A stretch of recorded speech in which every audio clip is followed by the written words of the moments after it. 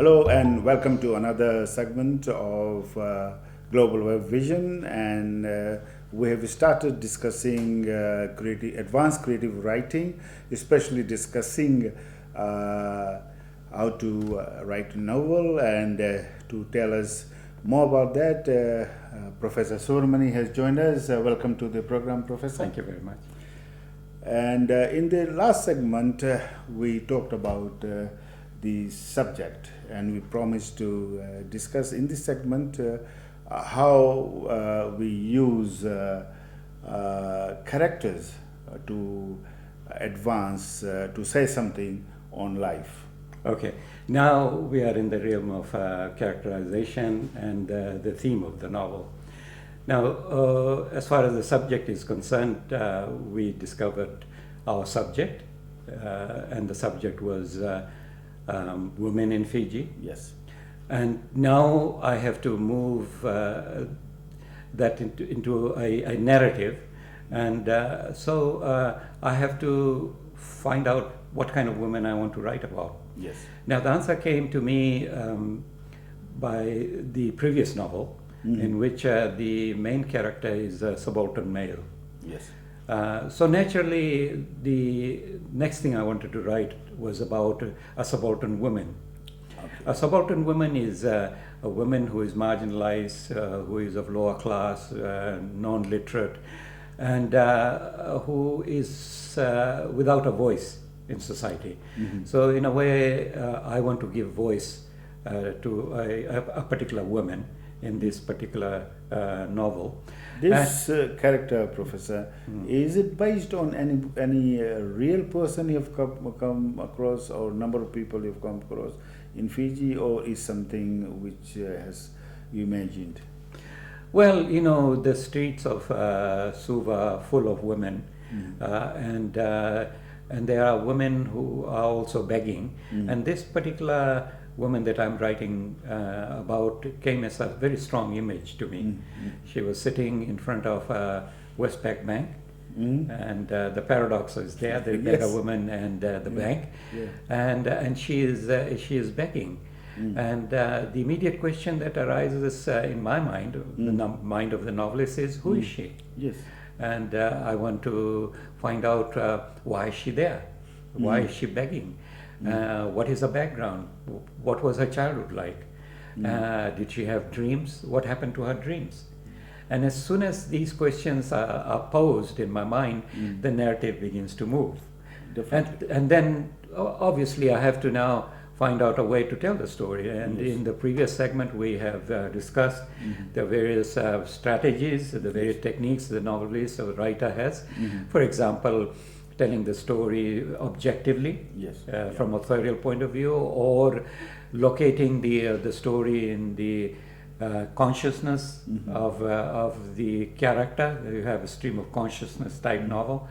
But I wanted the woman to speak in her own voice. And for her to speak, there got to be somebody who is listening. Yes. And then this very strong image came to me again. This image of a young woman who provides a kind of contrast to the older woman.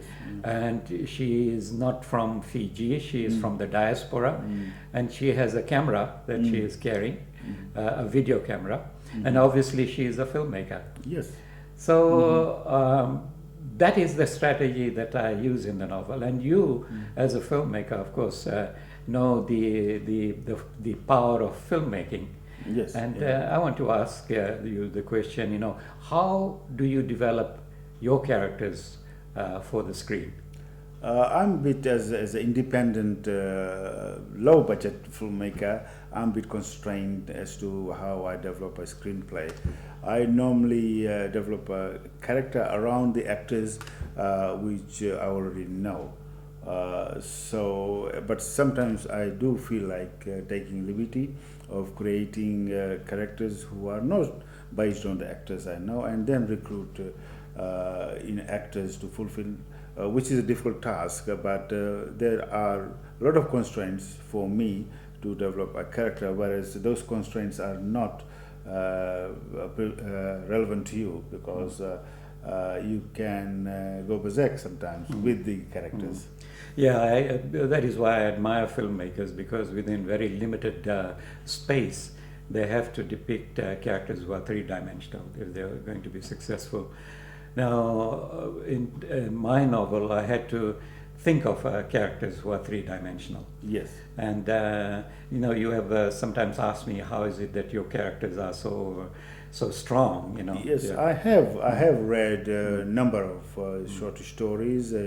Also parts of Doko Puran and Fiji Lal's character. But what sticks to my mind, Professor, is a character from your short story called Tell Me Where the Train Goes. And the character of Kunti is a very, very strong character.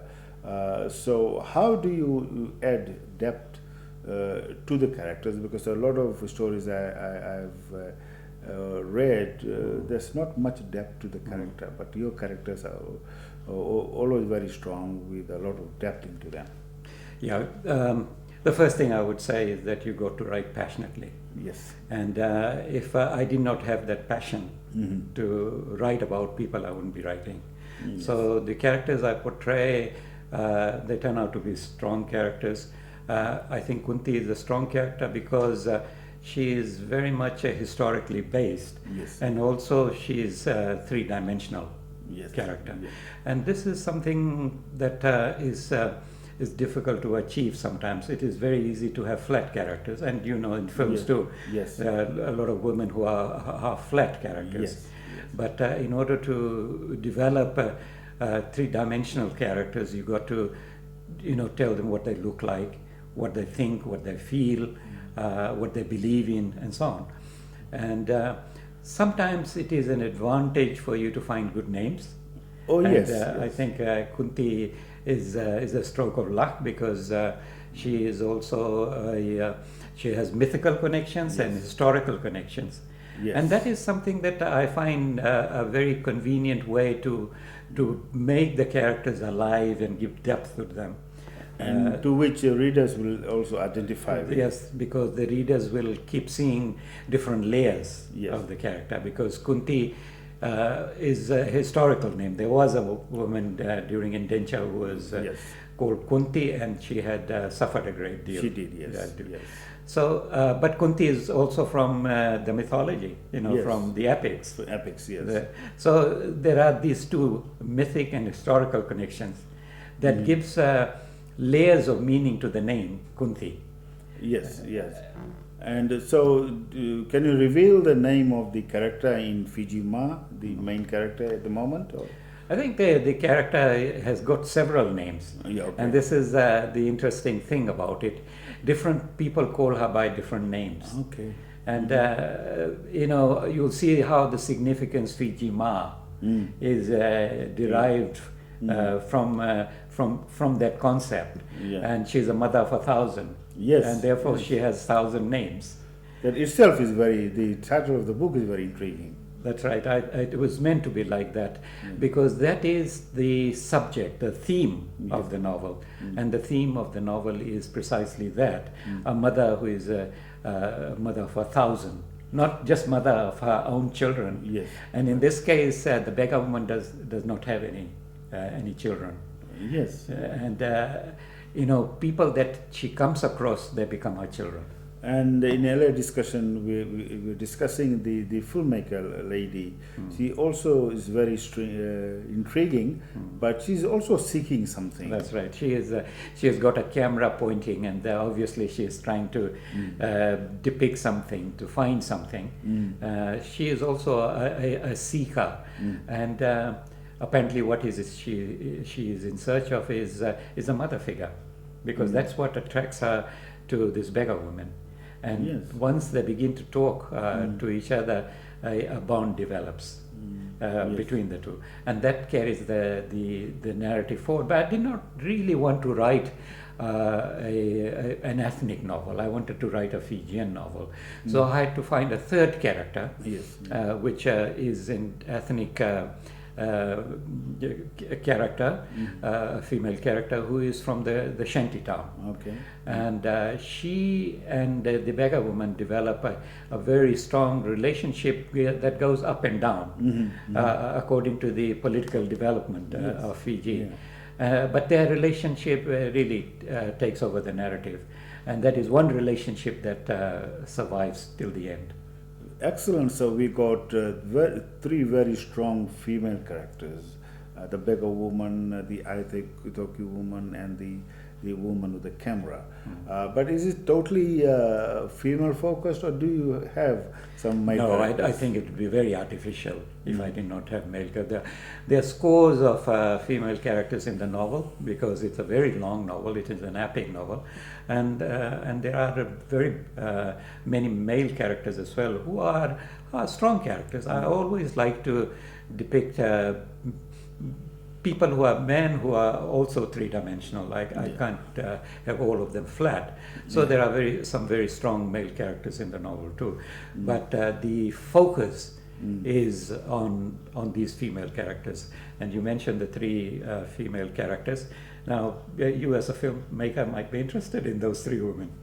I am very, very intrigued, and as you were speaking, I was thinking, at later stage sometime, we may turn this novel into a film, and but it's a very large novel, and to tell the story into 90 minutes or 100 minutes will be very, very difficult task, Professor. But you have written a large novel, 600 pages.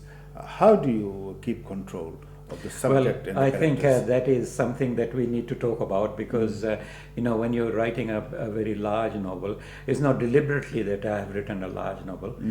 It's the story of these characters that developed into a large narrative, and it had to be told, as fully as possible. And you will see when you read the novel, there are no words, no images which are wasted. They all play their role. And that is where your control comes in, and we'll talk about that in the next. Yeah, we will talk because we have come to an end of this segment. In the next segment, we'll talk about how to keep control of the subject and the characters. And for now, it's a goodbye from Professor Subramani, and it's goodbye from me, Satish Rai.